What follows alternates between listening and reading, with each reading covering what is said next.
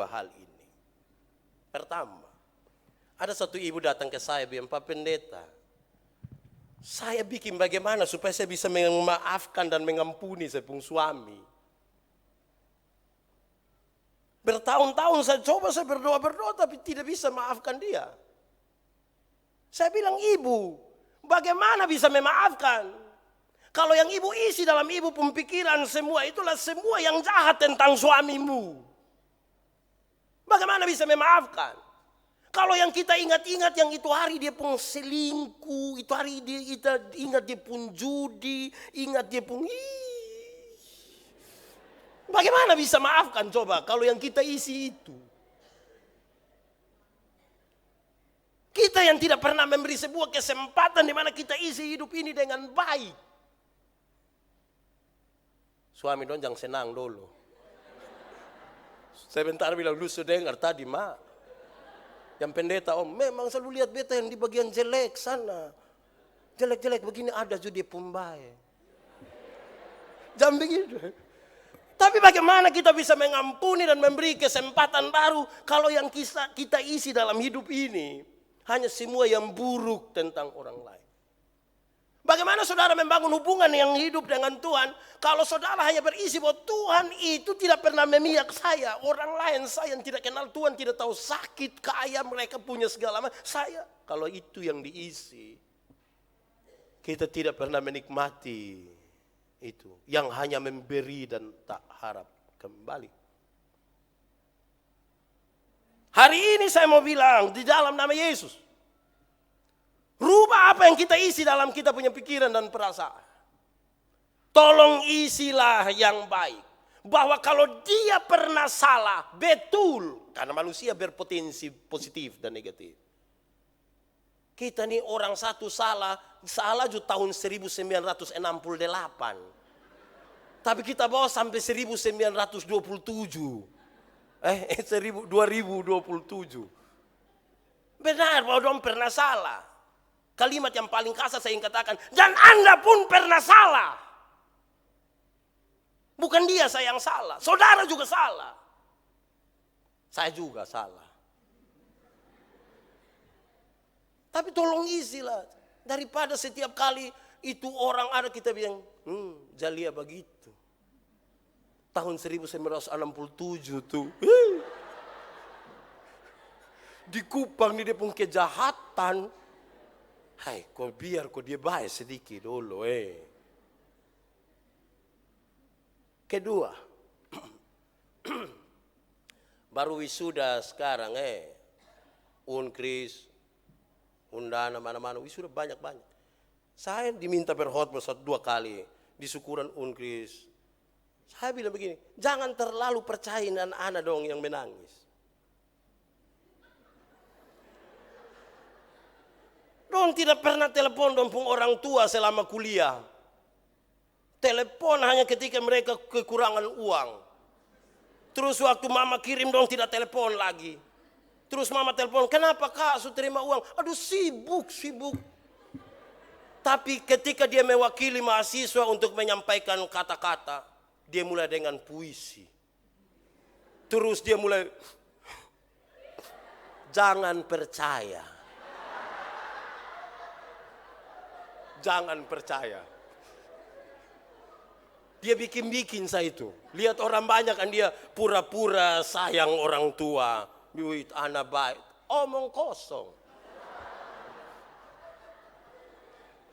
Tolong kesempatan kita bukan adalah masuk sekolah dan waktu wisuda, bukan.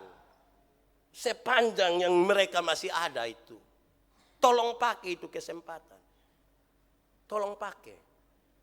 Sepanjang kita menyanyi, saya bayangkan tadi waktu kaum ibu menyanyi, saya bayangkan kayak apa yang kita isi dan waktu kita begitu penting. Dan sampai dia sumati baru kita bilang, saya ingat itu hari, di hari terakhir kita ketemu tuh dong menyanyi itu lagu. Kita sedih. Dan begitu. Setiap waktu tuh kesempatan. Nah, saudara-saudara, menyangkut dengan kesempatan itu ada 2. 1, kesempatan dengan Tuhan. Kesempatan dan Tuhan tuh, Tuhan kasih. Selalu ada. Tapi saudara menanggapi dia seperti apa? Acuh tak acuh kah? Biasa-biasa saja kah? Atau justru saudara cenderung tidak? Saya berkhotbah di beberapa penjara. Saya bilang kepada ini orang, Tuhan tidak mau melihat saudara ada di sini. Tuhan tidak suka. Tapi saudara lupa, ketika masih sibuk, saudara tidak ingat Tuhan. Nanti ketika semua orang meninggalkan Anda, baru Anda tahu bahwa Tuhan sementara menunggu. Kesempatan dengan Tuhan itu ada. Karena itu berhenti menyalahkan dirimu sendiri. Berhenti. Ada banyak orang yang cenderung bikin diri salah terus sepanjang hari, sepanjang masa, sepanjang waktu hidupnya. Dan kemudian dia tidak pernah bangkit lagi karena hubungan dia dengan Tuhan rusak. Kita pernah gagal di masa lalu. Tapi terus bangun hidup yang baik dengan Tuhan. Jangan berhenti, kan kesempatan itu Tuhan. Kenapa Anda hidup? Karena itu kesempatan dengan Tuhan. Orang lain menolak saudara, Tuhan tidak menolak. Selesai. Karena itu pakai kesempatan ini dengan baik. Ada kesalahan di masa lalu di mana kita tutup-tutupi. Kita rindu orang tidak tahu, tapi Tuhan tahu.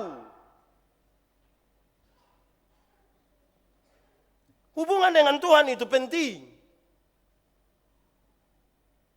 Tadi kita menyanyi lagu pengakuan dosa. Meskipun ku saya kalau menyanyi pelan bagus. Berulang kali, tapi Tuhan kasih kesempatan. Jangan terus tuduh diri salah. Kejahatan paling besar dalam diri kita adalah selalu menyalahkan diri sendiri.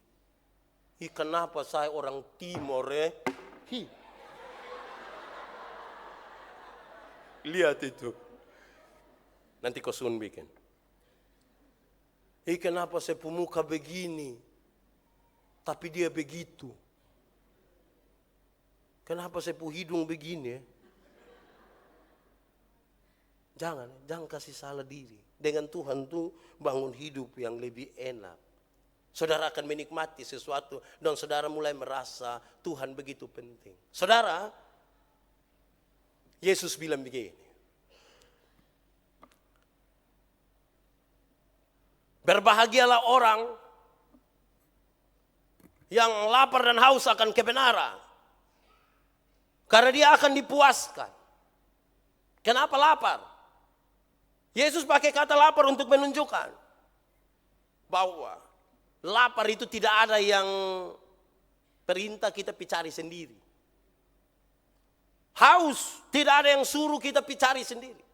Dan kalau kebenaran itu kita lakukan seperti lapar dan haus yang tanpa diperintah, saudara dipuaskan. Ada banyak orang tidak semangat bergereja. Ada banyak orang berdoa dulu, sekarang sudah berhenti berdoa. Dulu dong rajin ikut komisi-komisi, sekarang berhenti. Kenapa? Karena ada orang tidak puas di dalam dirinya. Kalau saudara rindu puas, lakukanlah kebenaran itu seperti lapar dan haus. Anda dipuaskan. Saudara lihat kalau orang tidak puas tuh, tidak puas apa sah? Ada sah dia hidup.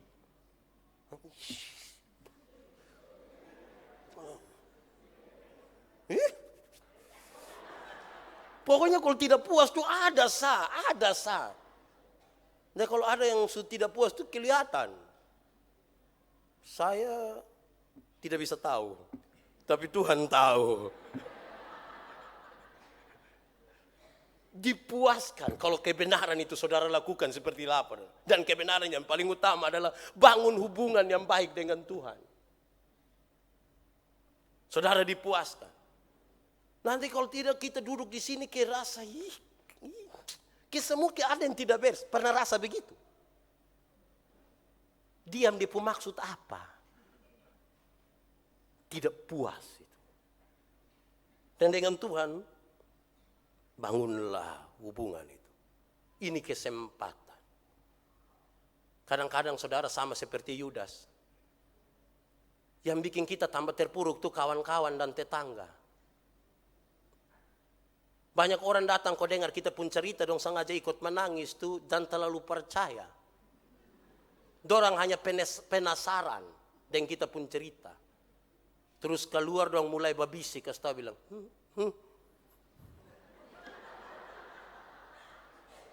Dong penasaran, bukan dong berempati. Penasaran saya, dong kepingin. Pernah merasa begitu kok? Bahkan oleh orang-orang yang sebenarnya kita tahu bahwa kok kenapa harus lu? Sebenarnya beta tuh seni apa-apa tapi lu. Coba kalau orang lain. Tapi ini kita dua. Seperti kakak adik. Makan satu piring. Waktu retret.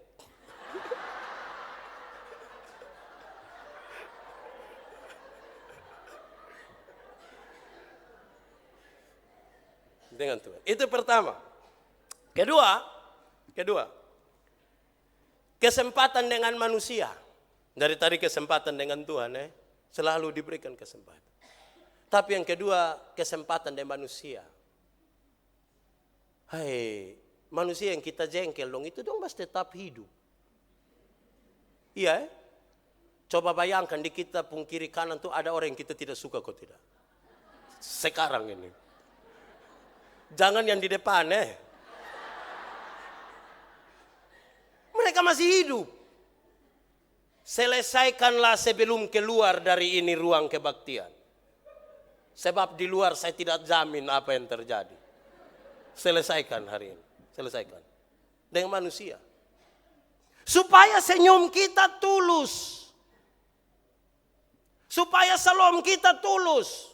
Sebab sekarang mulai nyata tidak semua salam tulus. Salam.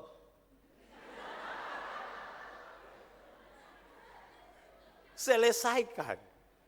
Mau simpan sampai kapan coba? Mau simpan sampai kapan? Kasihan orang sumati itu kita bilang, biar dia mati, biar. Hai, kok apa yang terlalu? Kalau pendeta Yandi benci sama pendeta Antoneta.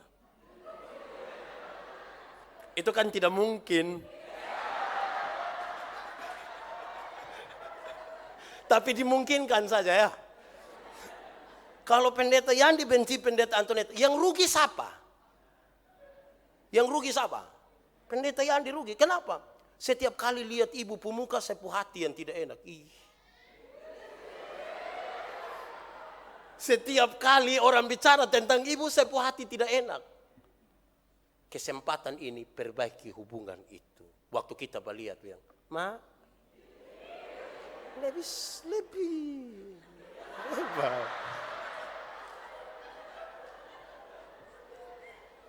Kesempatan dengan manusia. Dia mungkin kakak adik kita Tolong lihat kita pun kakak adik dong hubungan lah, tolong. Bayangkan jangan sampai kita ada andil dari itu. Tolong ingat tadi kalimat bijak itu. Yang Tuhan kasih pertama kali bukan harta warisan. Bukan barang. Tapi kesempatan. Lalu apa yang paling sulit? Yang paling sulit itu sederhana. Yang paling sulit adalah kita merendahkan diri. Untuk menyambut orang lain. Yang paling sulit adalah kita berkata jujur kepada orang lain. Kita ini mau kasih tahu sesuatu untuk kepentingan yang baik, susah. Susah. Contoh kalau lihat ada orang, teman, lihat kiri kanan, ada yang punya kotoran sedikit di hidung. Kita mau omong ke mana kok Kayak bilang, tapi herannya kita bisa kasih tahu orang lain. Di dia kita tidak kasih tahu, kita kasih tahu orang lain. Kasih tahu dia, jangan kasih tahu orang lain. Iya bilang,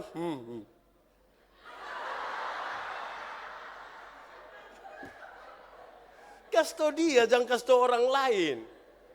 Maka rumusnya begini, bicaralah dengan, jangan bicara tentang. tentang. Bicaralah dengan Aciliani, jangan bicara tentang Aciliani. Bicaralah dengan mama mantu, jangan bicara tentang mama mantu. Dia doa kas mati kita. Dan dia, ma, po, co jujur dong. Beta kurang apa? Sampai kau beta tidak diterima begini nih. Po bilang, lu kurang ajar, sah.